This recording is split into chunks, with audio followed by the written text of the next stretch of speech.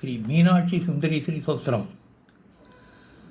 சரன்சி சாகர பிரகாச மந்த காச மஞ்சுளா தரப்பிரபால பாசமான வக்ரமண்டல ஸ்ரீயே கரஸ்புரத் கபால முக்த விஷ்ணு ரக்த வாயினே சதா நம சிவாய தே சதா சிவாய சம்பவே. இதன் அர்த்தத்தை பார்ப்போம்.